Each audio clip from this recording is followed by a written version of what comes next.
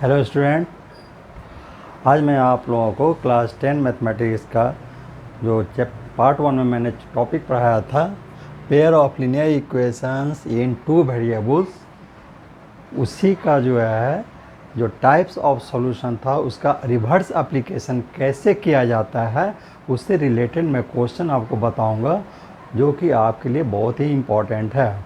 Means I shall today teach you about the reverse application of the types of solution of pair of linear equations in two variables। Okay, तो ये मैंने question यहाँ लिखे हुए हैं। Question है for which values of A and B, यानी A and B का वैल्यू आपको निकालना है। द फॉलोइंग पेयर ऑफ, ये इक्वेशन दिया हुआ pair of linear equation, the following pair of linear equations have an infinite number of solution. Condition is given here, infinite number of solution, means reverse application of types of solution for the pair of linear equation in two variables।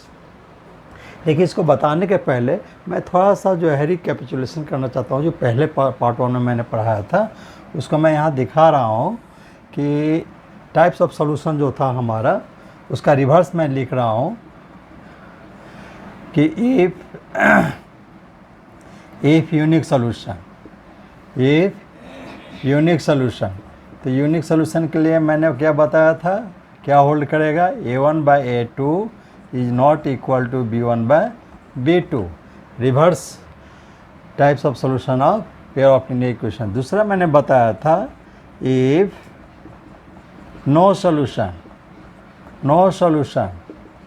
तो no solution के लिए क्या condition था, a1/a2 is equal to b1/b2 but not is equal to c1/c2।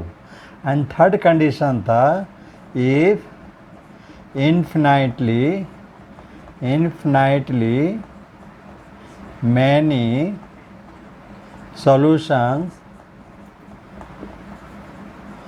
इसका condition था a1/a2 is equal to b1/b2 is equal to c1/c2, जो कि आप लोग को मालूम है। तो ये तीन कंडीशन मैंने बताया था जो उसका रिवर्स है टाइप्स ऑफ सॉल्यूशन का। इसी में से जो है जो रिवर्स टाइप का क्वेश्चन आता है, आपको ये दिया हुआ है कि for which values of A and B, यानी ए और बी का वैल्यू आपको निकालना है। Condition is given here, the following pair of this two equations have pair of linear equations have an infinite number of solution। तो आपको ये देखना है कि जो तीन कंडीशन आपको बताया गया था टाइप्स ऑफ सॉल्यूशन में, उसका रिवर्स में जाएंगे और उसमें देखेंगे कहाँ पर है इन्फिनाइट नंबर ऑफ सॉल्यूशन। तो इन्फिनाइट नंबर ऑफ सॉल्यूशन आपको ये है थर्ड पॉइंट का, यानी ये फार्मूला को हम लोग अप्लाई करेंगे। अगर यहाँ लिखा हुआ रहता नो सॉल्यूशन, इस क्वेश्चन को नो सॉल्यूशन भी लिख सकता है या इस सॉल्यूशन को यूनिक सॉल्यूशन भी लिख सकता है। अगर यूनिक सॉल्यूशन अगर लिखा रहेगा यहाँ में, तब यूनिक सॉल्यूशन का कंडीशन को अप्लाई करेंगे, ये कंडीशन जो दिया हुआ है इसको अप्लाई करेंगे। अगर नो सॉल्यूशन अगर होता तो ये कंडीशन को हम लोग अप्लाई करते हैं, लेकिन हमको दिया हुआ है infinite number of solution, so we apply this formula.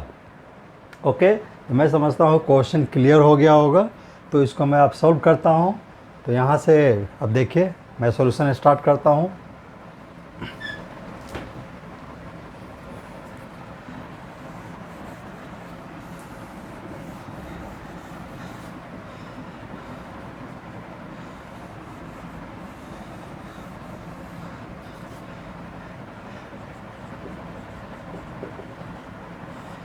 Solution, since given pair of linear equations are, ये इक्वेशन दिया हुआ है, इसको मैं थोड़ा ऊपर लिख लेता हूँ।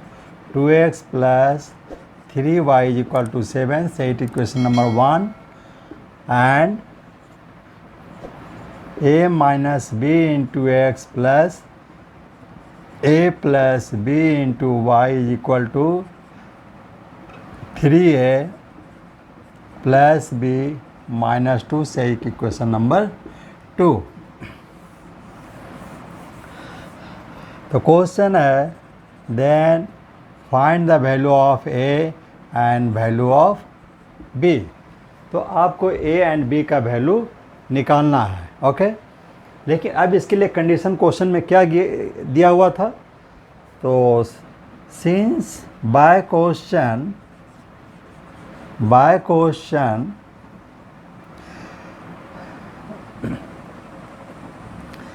equations have infinitely many solution, ये आपको दिया हुआ था क्वेश्चन में।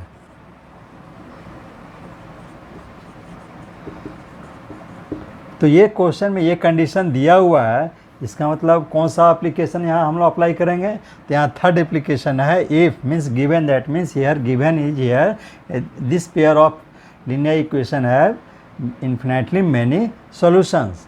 तो condition this condition will be hold here, तो ये कंडीशन को हम लोग यहाँ पर लागू करेंगे।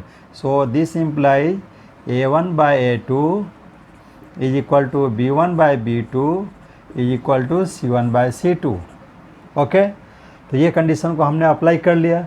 अब मैं इसको इरेज कर देता हूँ यहाँ से, आपको पता ही है, आपको समझाने के लिए मैंने इसको लिखा था। अब जो है यहाँ पर जो स्टैंडर्ड फॉर्म है हमारा लीनियर पेयर ऑफ इक्वेशन का, वो क्या था, a1x plus b1y equal to c1, इस फॉर्म में दिया हुआ है क्वेश्चन आपको, and a2x plus b2y equal to c2, ये नंबर 2, तो इस फॉर्म में दिया हुआ है। तो यहाँ जो है a1 and a2 is the coefficient of x, b1 and b2 is the coefficient of y, and c1 and c2 are constant term.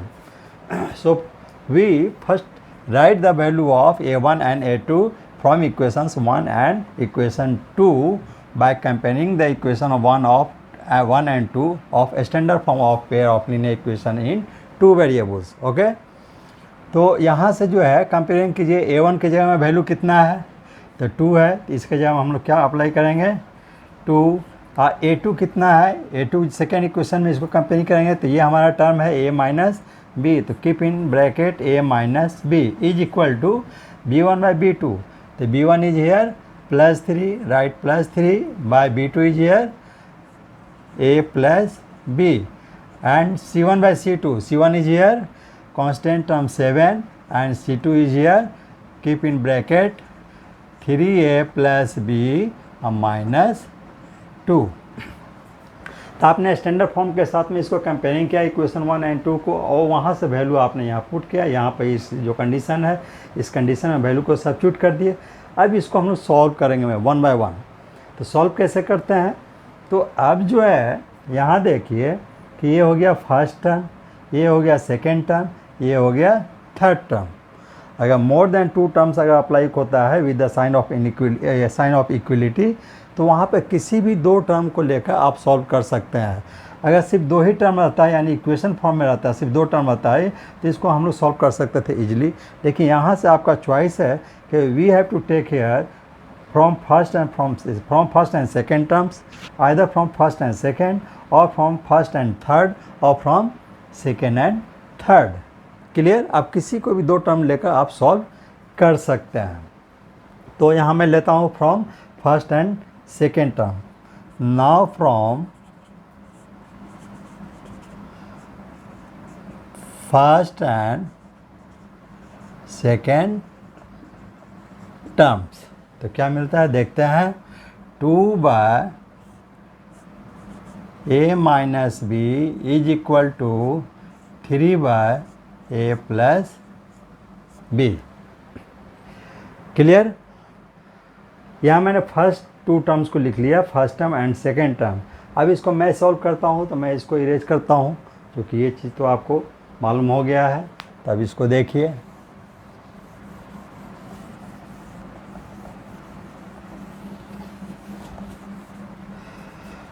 तो इसको बाय क्रॉस मल्टीप्लाई करेंगे, तो 2 इंटू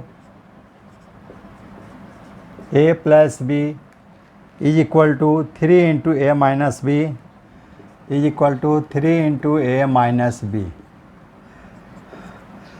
अब इसको मल्टीप्लाई कर दीजिए, 2 इंटू a दोनों प्लस है तो plus into plus plus, 2 into A 2a, plus into plus plus 2 into B 2b, 3 into A plus into plus plus 3 into A 3a, plus into minus minus 3 into B 3b।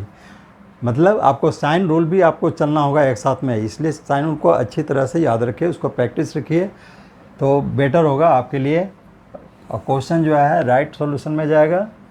अब a term को a term के साथ रखिए, B term को B term के साथ हम रखते हैं। ओके, तो मान लीजिए कि 2b को हमने लेफ़्ट साइड रखा, तो ये राइट 3b को हमने ले आया लेफ़्ट साइड में, तो ये हो गया 5b प्लस 3b। ये 3a राइट साइड में पहले से ही है और ये प्लस 2a को राइट साइड में ले आए तो माइनस साइन होगा 2a। 2b plus 3b 5b, क्योंकि दोनों में b कॉमन है, 3 प्लस 2 5 हो जाएगा और 3a minus 2a 1a that is a। तो यहाँ से आप वैल्यू निकाल लिए a is equal to 5b, इसका नाम दिया मैंने इक्वेशन नंबर 3। तो इस तरह से यहाँ से a का वैल्यू, आप b का भी वैल्यू निकाल सकते हैं, b इक्वल टू a/5, वो भी आप सॉल्व करके पुट कर निकाल सकते हैं, वो भी आंसर आपका करेक्ट आएगा। अब जो है, अब हम लोग चलते हैं, फर्स्ट और सेकंड टर्म ले लिया, अब हम सेकंड एंड थर्ड टर्म को ले रहे हैं। तो यहाँ पर लिख रहे हैं ऑल्सो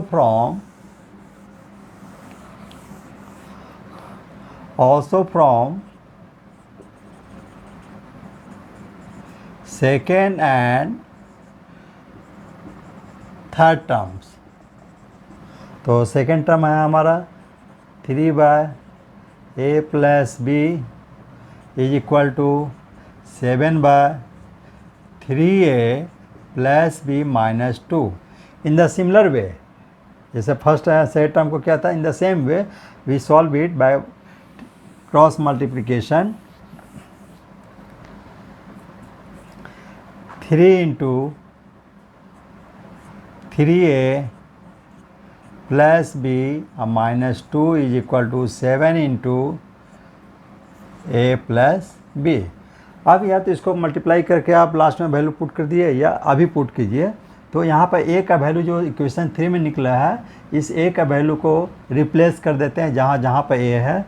तो यहाँ हम लिख रहे हैं 3 इंटू 5b, यहाँ से यूज कर लिया एक जगह में, plus b minus 2 is equal to 7 into, यहाँ भी एक जगह रिप्लेस कर देंगे 5b को, 5b अब प्लस b।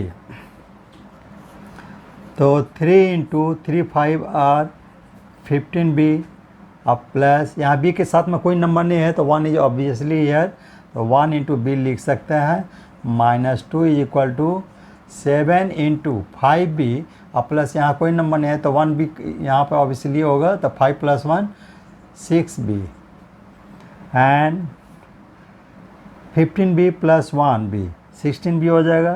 तो 3 इंटू 16b अब minus 2 is equal to 7 6 42b। अब इसको भी मल्टीप्लाई कर दीजिए, 3 इंटू 16 16 3 48 होता है, तो 48b minus 3 2 6 is equal to 42b। और यहाँ पर आपने अप्लाई किया था a का वैल्यू को, इसलिए आप यहाँ पर लिख देंगे यूजिंग इक्वेशन नंबर 3, और इस तरह से आप लिखेंगे तो क्लियर हो जाएगा। अब जो है ये b वाले टर्म को b की तरफ लेते हैं, कांस्टेंट नंबर को राइट साइड में ले आते हैं, तो ये हो गया आपका 48b और ये प्लस 42b को लेफ्ट में आ जाएंगे, तो minus 42 into B is equal to, और 6 माइनस को राइट साइड में ले आइए माइनस 6 को, तो ये plus 6, 48b minus 42b is equal to 6 into B is equal to 6 and b is equal to 6/6 according to sine rule. So it becomes 1 times, so b is equal to how much? 1. And now putting the value of b is equal to 1 into equation 3, we get the result of a. ना अब जो है हम लोग b का value 1 को put करेंगे किसमें, इक्वेशन 3 में रिप्लेस करते हैं, और उसके बाद देखते हैं। तो therefore equation 3 implies a is equal to 5 into B, तो 5 इंटू बी के जगह हम रिप्लेस क्या कर देंगे 1, तो 5 into 1 is equal to 5 means A का वैल्यू क्या हो गया 5 हो गया। So finally A is equal to 5 and B is equal to 1, ये आपका आंसर हो गया। क्लियर।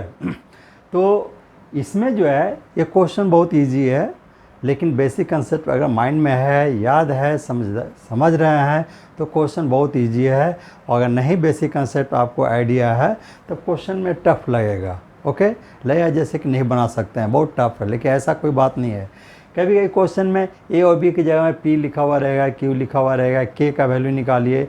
तीनों कंडीशन में से कोई भी एक कंडीशन दिया रहेगा कि the pair of linear equation of two variables have unique solution और नो सोल्यूशन, और थर्ड अभी जो हम लोग सॉल्व किया है इसमें इन्फाइनाइट मेनी सोल्यूशन लिखा हुआ था।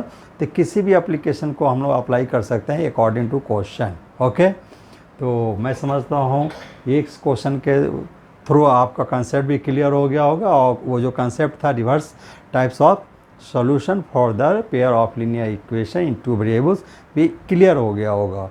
तो इसका पार्ट 1 पढ़ेंगे, उसके बाद ये पढ़ेंगे टॉपिक को, तो आपको इजीली सब चीज़ समझ में आ जाएगा। तो आज के लिए इतना ही, लेकिन जाते जाते मैं फिर आपको याद दिलाता हूँ कि आप इसको लाइक कीजिए। वीडियो अच्छा लगा होगा तो आप ज़रूर लाइक कीजिए, सब्सक्राइब भी कीजिए, और साथ ही साथ बेल आइकन भी जरूर दबाइए ताकि आपको समय पर नोटिफिकेशन मिलता रहे। और अपने दोस्तों को शेयर भी कीजिए जिनके पास जो है अभी इसके बारे में कोई आइडिया नहीं है कि हाँ यहाँ भी अच्छी अच्छी चीज़ें बेसिक कंसेप्ट दिया जाता है मैथमेटिक्स के बारे में, तो उनको दीजिए, कांटेक्ट करके उनको दीजिए, शेयर कीजिए, उनको बताइए, आपस में डिस्कस भी कीजिए बेसिक कंसेप्ट के बारे में, तो आपका जो है नॉलेज और ज़्यादा बढ़ेगा।